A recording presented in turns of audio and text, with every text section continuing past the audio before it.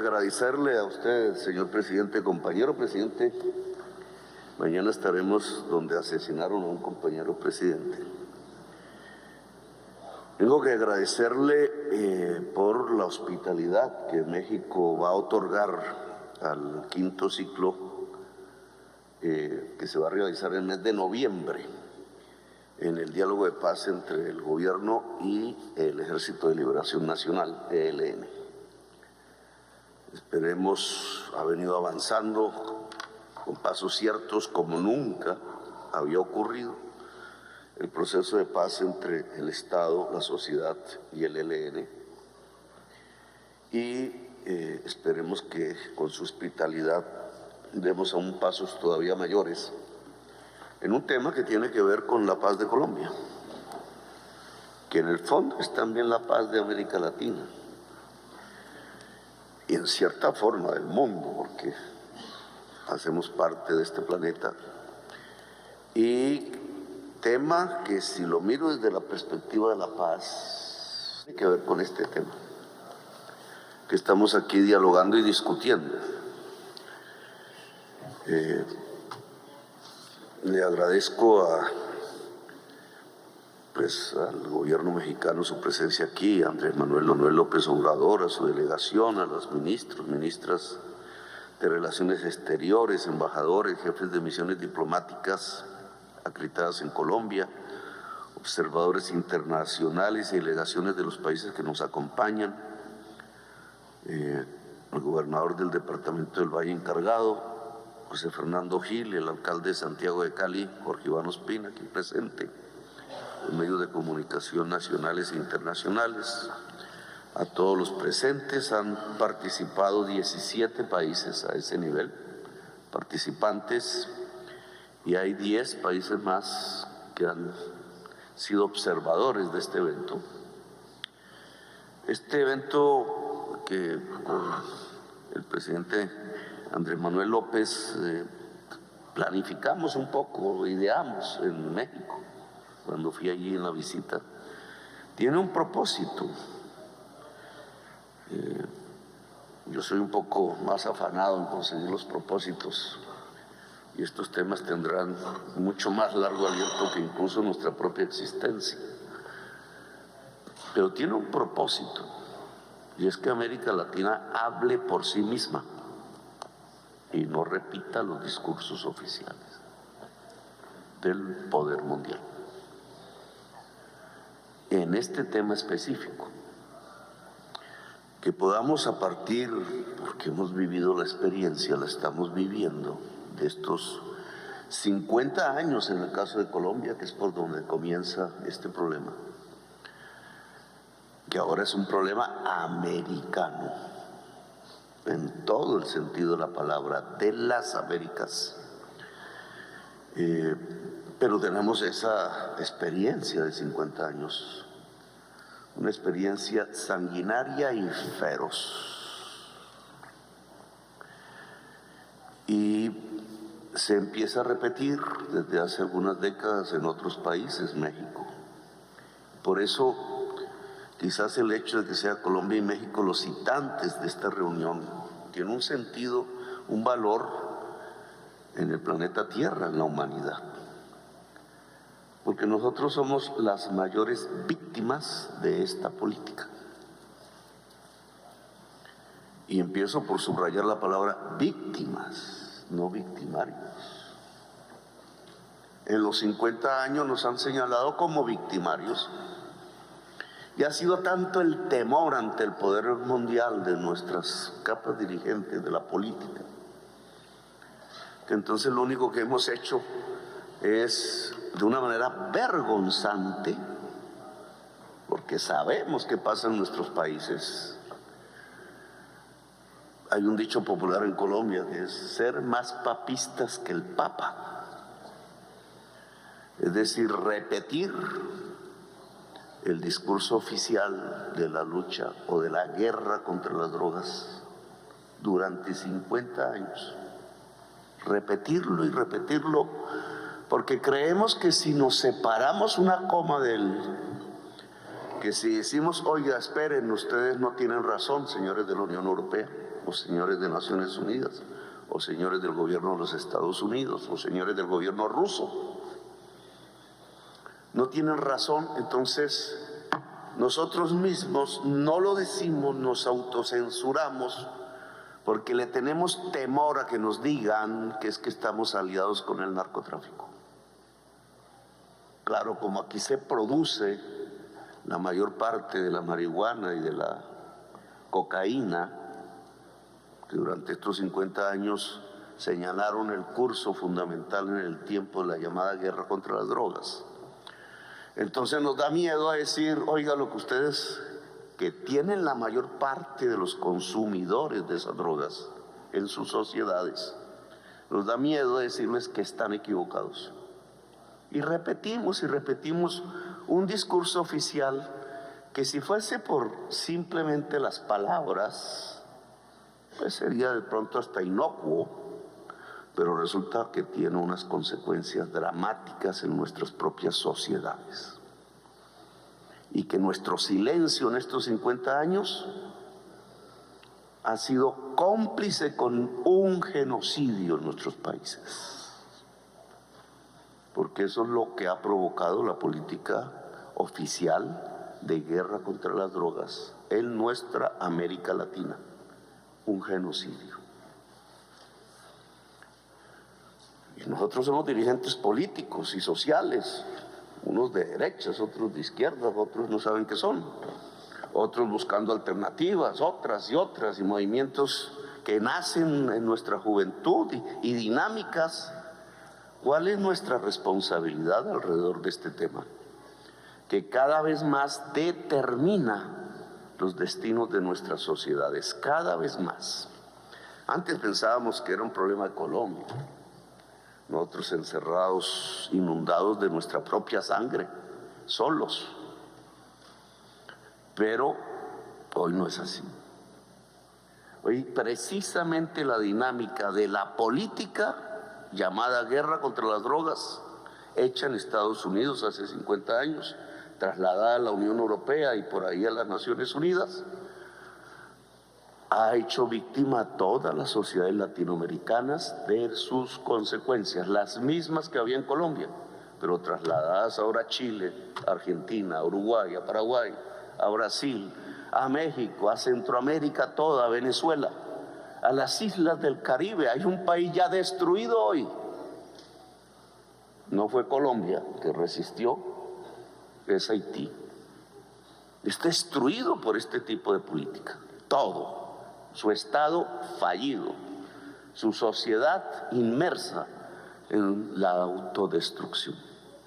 La sociedad que le gritó a todos nuestros países hace 2 siglos la palabra libertad. Qué paradoja, como si cerráramos el círculo. Allí donde por primera vez se habló de república, de libertad, de democracia, es donde está hoy, al final de esos 2 siglos de vida republicana de nuestra Latinoamérica, el final del ciclo, la autodestrucción. Eso no es una coincidencia, eso llama a una reflexión y a unas posiciones que tenemos que tomar sin miedo y sin temor. La política llamada guerra contra las drogas ha fracasado. No sirve. Si la continuamos, no vamos sino a sumar otro 1.000.000 de muertos en América Latina. Y vamos a tener más estados fallidos y vamos a tener quizás la muerte de la democracia en nuestro continente. Quizás. Y voy a tratar de explicarme. Porque es el inicio, yo sé, de un debate entre nosotros, pero que tiene que ser entre nosotros. Por eso queremos una conferencia de presidentes de América Latina para continuar esta discusión en sus tonalidades. Unas nosotros le llamamos godas, conservadoras, fundamentalistas, extremistas, otras científicas, otras progresistas, que ojalá se junten a las visiones científicas que deben ser los verdaderos faros de las decisiones de la política. Es la ciencia la que nos tiene que guiar.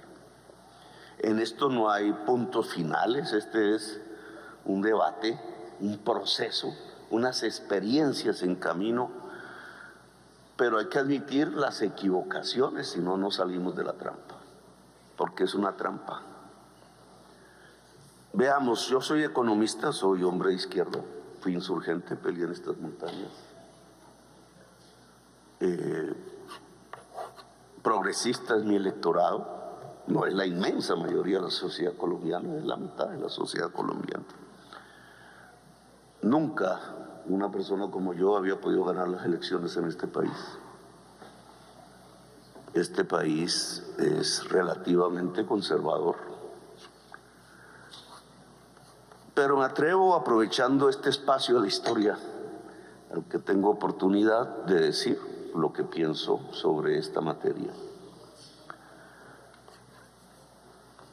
Soy economista y quisiera abordarlo un poco desde la profesión y desde el ABC que todo muchacho, muchacha que entra a estudiar economía aprende en el primer semestre, lo básico.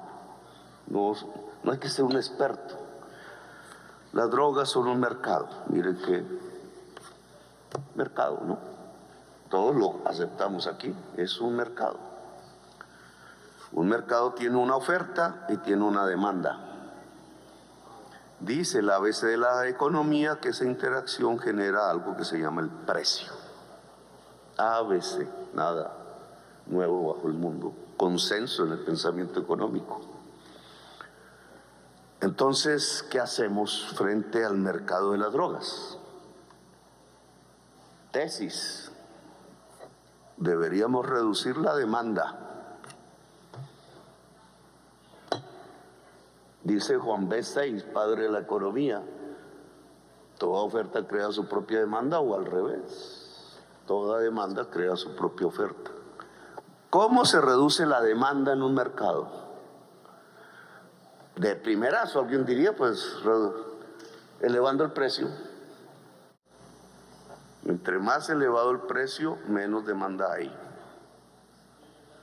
Esa es una tesis.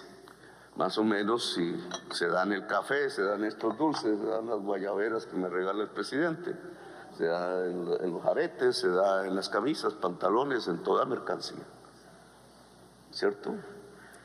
Si se reduce la demanda, ojo, se reduce el precio.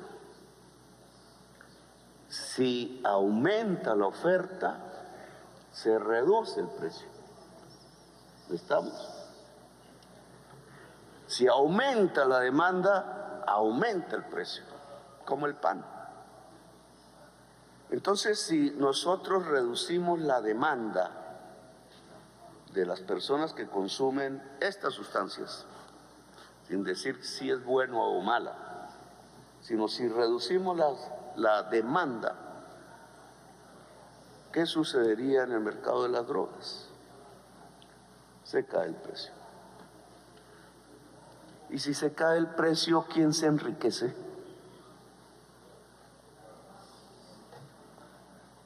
Quizás nadie, incluso todos quebrarían del lado de la oferta. Se acaba el narcotráfico, amigos y amigas. Para acabar el narcotráfico hay que reducir la demanda. Ahora, la demanda se reduce en el caso de las drogas a partir del precio. ¿Es el precio la variable que mueve el consumo de las drogas?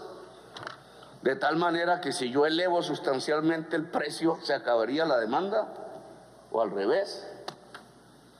No, la demanda por drogas depende no del precio, depende de unos factores, y ahí el problema. Según la ciencia, de gentes que se vuelven adictas sin saber, incluso todavía no se sabe por qué una persona se vuelve adicta al alcohol y otra consumiendo el mismo alcohol no, o al café que tiene cafeína, no. Hay adicciones que habría que desde la ciencia mitigar. Tesis discutidas en la Bogotá humana: las adicciones crecen porque hay falta de afectos en la sociedad, es decir, de amor. ¿Cuál es el antídoto contra el consumo de drogas? El amor. Mire qué diferente el discurso oficial al que estamos pronunciando.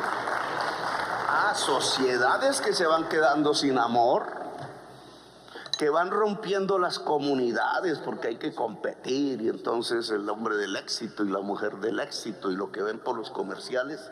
¿Cómo es un hombre de éxito, Álvaro? Más o menos así como Álvaro. ¿Cómo es una mujer de éxito? ¿Cómo le venden a uno eso en la cabeza? En la educación que hacen los medios de comunicación y la publicidad y el mercado alrededor del éxito de una persona. Se van rompiendo las familias, va siendo la soledad. La soledad aparece como el factor de mayor producción de consumo de drogas. Las sociedades con más soledad son más consumidoras. ¿Es la mexicana la más consumidora? ¿Es la colombiana? No es si nos arriba una calle y los muchachos y las muchachas se están mirando entre sí. Vayan a una calle en Bruselas o en Nueva York, ¿y qué encuentran? La experiencia de andar en una calle bogotana o caleña o una calle norteamericana o Norteamérica de los Estados Unidos es totalmente diferente. Y no simplemente por culturas, es porque así lo produjo un sistema económico. Antes los franceses bailaban alrededor del vino, que es una droga, y sus fiestas eran enormes en los pueblos franceses. Hoy no hay sino soledad. El capitalismo, en su fase más tardía, llevó a las sociedades que hoy consumen drogas a la soledad, y por eso consumen drogas. La droga reemplaza la falta de afecto y la soledad. Pero esto no se puede hablar entonces. ¿Por qué? Porque la política oficial no está en este mercado en recortar la demanda. Esta es en recortar la oferta y a la fuerza. La demanda no está aquí en la política oficial. Y miren las cosas que se van produciendo en estos discursos que se vuelven como verdad cierta y que son simple hipocresía. Recortar la oferta por decreto y usar el Estado para acabar la oferta. Esa es la guerra contra las drogas. ¿Sí o no? Y no nos enseñaron los mismos Estados Unidos, la misma experiencia histórica y lo que hoy es Rusia, que el Estado no puede acabar el mercado. Si yo escucho a la derecha, no me está diciendo exactamente eso, que qué equivocación de los bolcheviques, de los socialistas, de los comunistas, ahora dicen de los terroristas, de pretender que desde el Estado y por decreto se podía acabar el mercado, que fue lo que pretendió el socialismo soviético, ¿o no? Pues fracasó el socialismo soviético. Fracasó. Ese mundo no era cierto. No se puede acabar el mercado por decreto. No se puede con el Estado acabar el mercado subsiste. Lo cual significa que el socialismo no se construye desde el Estado. Pero bueno, esa es otra discusión. Si esa es la experiencia histórica que hemos vivido en el siglo XX, si la ilusión del socialismo soviético desapareció en el 89 y nos convencimos nosotros y todos que el Estado no puede acabar el mercado, ¿cómo es que aquí en esta política de guerra contra la droga nos dicen que el Estado puede acabar el mercado? ¿No es una contradicción en los términos? Oiga, si la Unión Soviética se acabó, ahora nosotros pretendemos que el Estado acabe la oferta por decreto, usando los fusiles, los militares, las naves, nos invitan a una conferencia en la Unión Europea de ministros de defensa. ¿No debería ser más bien de ministros de salud pública, me pregunto yo? ¿O es que el fentanilo lo van a acabar con fusiles? Apenas entre el fentanilo a la Unión Europea se produce exactamente lo mismo que en los Estados Unidos. 100,000 muertos jóvenes al año, 2 veces la guerra de Vietnam. La cocaína en Estados Unidos mataba 4,000 al año. Y la marihuana, ninguno. Y ahora son 100,000. Con fusiles, con calabozos, con cárceles privadas, metiendo otros 10 millones de norteamericanos a la cárcel. ¿Así se va a acabar? Pues esta guerra, pensada así, contra toda evidencia, ha fracasado. Ha fracasado. Si yo digo esto en una prensa, un medio de comunicación, siempre alguien me va a decir, oiga, ¿y qué usted está pensando? Que entonces toda la juventud se vuelva drogadicta. Usted está pensando, usted es un aliado de los narcotraficantes, ya me lo dicen. No, porque cada dólar que se invierte en recortar la demanda ayuda a la familia a que no se produzca la adicción. Cada dólar que vaya al hospital público, al médico, a la salud mental, a psicólogos, a psicólogas, a jugar en los jardines infantiles, a crear amor, ayuda a reducir la demanda por drogas. Pero cada dólar que se dedica a recortar la oferta, hace crecer el precio.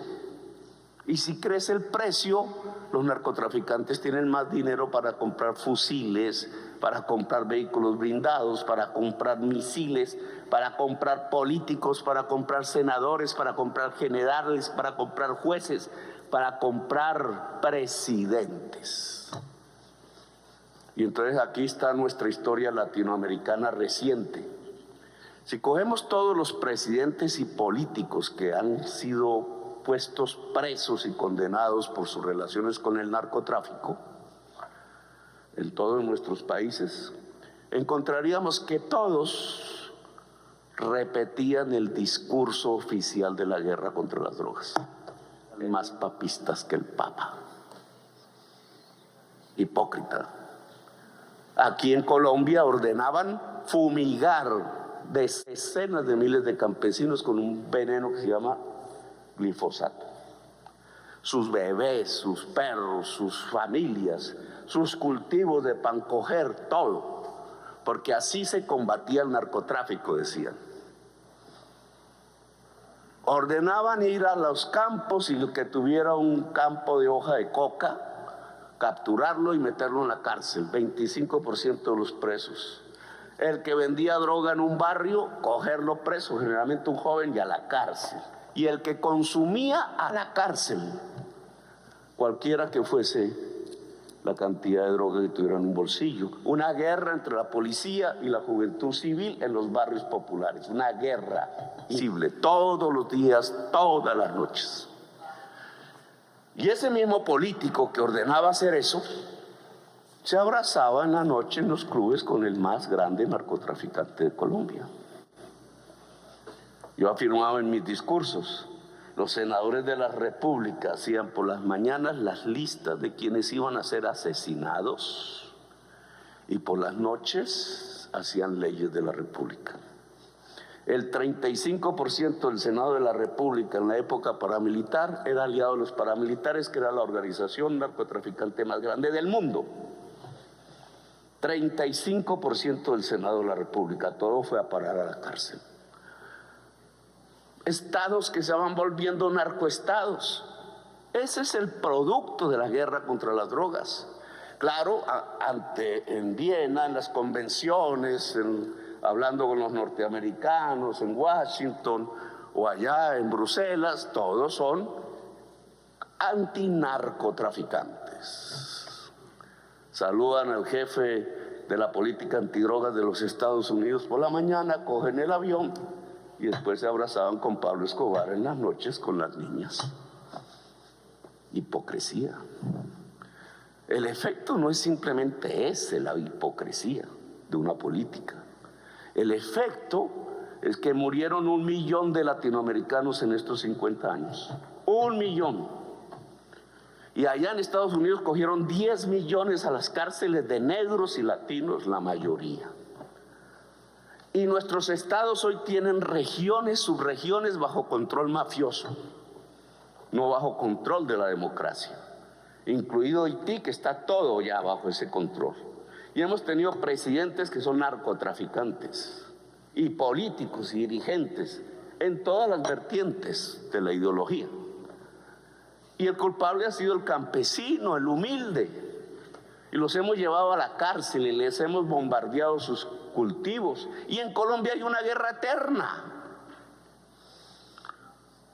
que se extiende, no que se quita de Colombia, sino que empieza a aparecer en sus formas, o que es el Comando Rojo en Brasil, o el Jalisco, y el Sinaloa, y no sé qué vainas.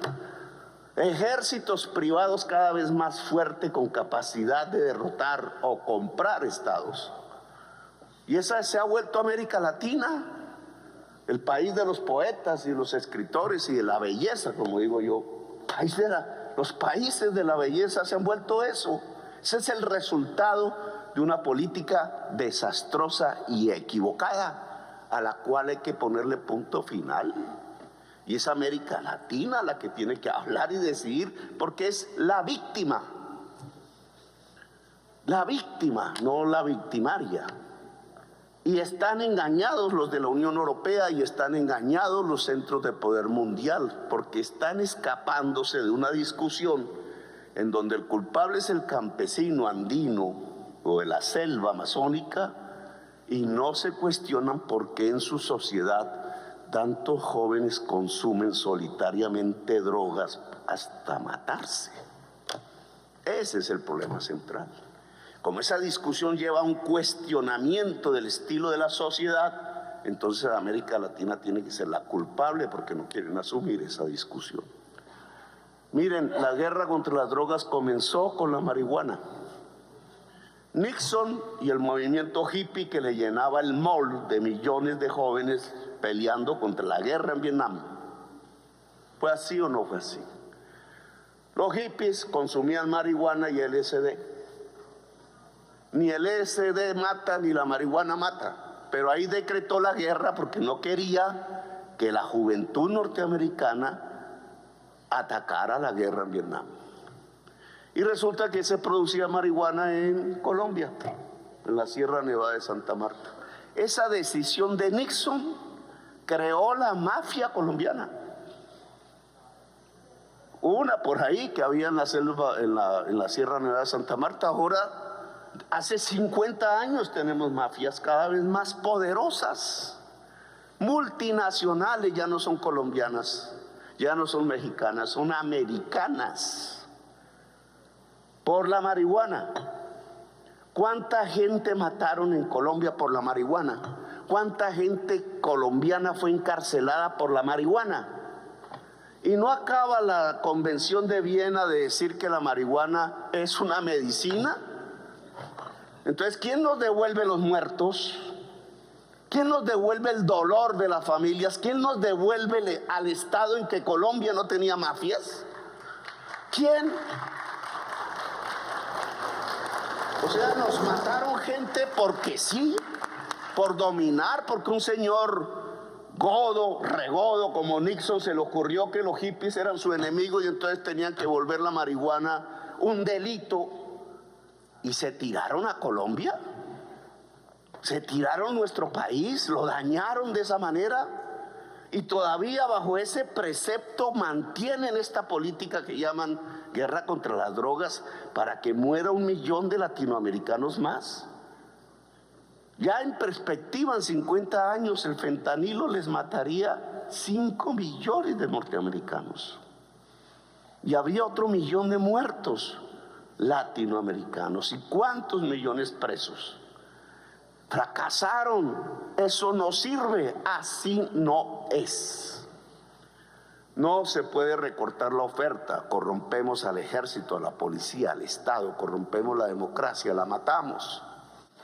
Tenemos es que proteger a los consumidores. Tenemos que construir unos entornos alrededor de los consumidores que no son nada más especial, tecnológicamente hablando, que amor. Allá en Estados Unidos tienen que construir más amor.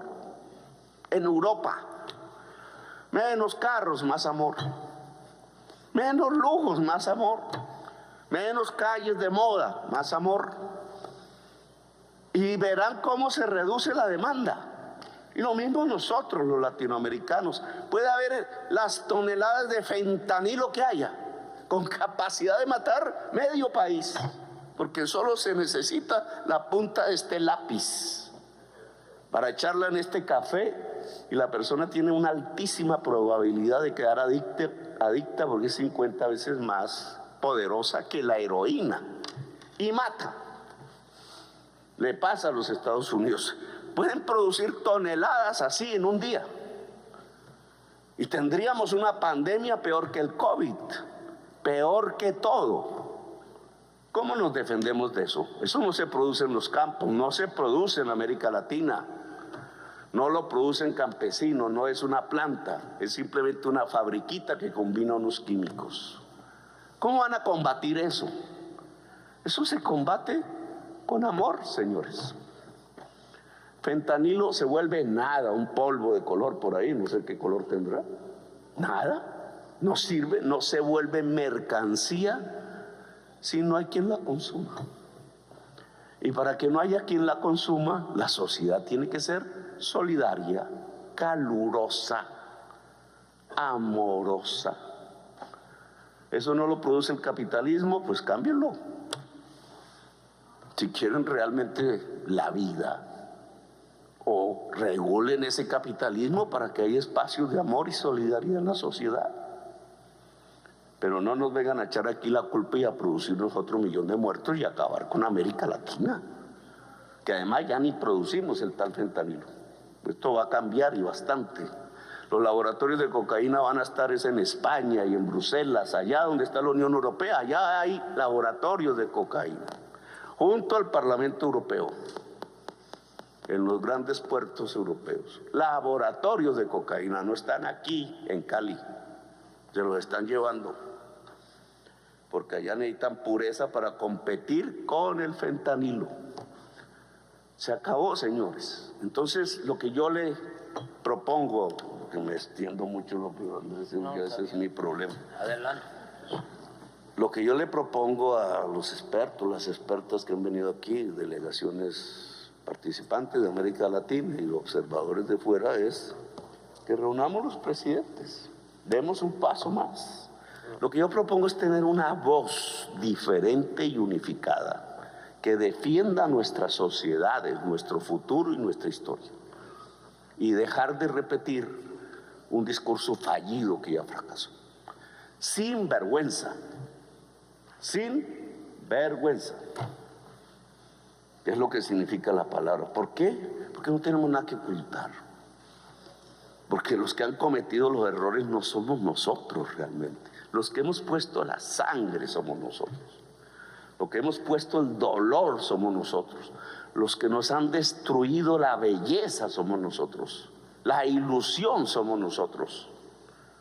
Allá también hace 50 años, como en una paradoja, allá en La Moneda mataron a un presidente porque tenía una ilusión y hizo ilusionar a su pueblo con la justicia social. Ahí acabaron un camino que hasta ahora retomamos. Por eso mañana estaremos allá para decirle al pueblo latinoamericano que es el momento de reconstruir la ilusión y la esperanza, y no repitiendo guerritas y guerras tan sanguinarias y feroces y tan equivocadas como la mal llamada guerra contra las drogas, mirando las drogas como un problema militar y no como un problema de salud de la sociedad. Gracias, muy amable.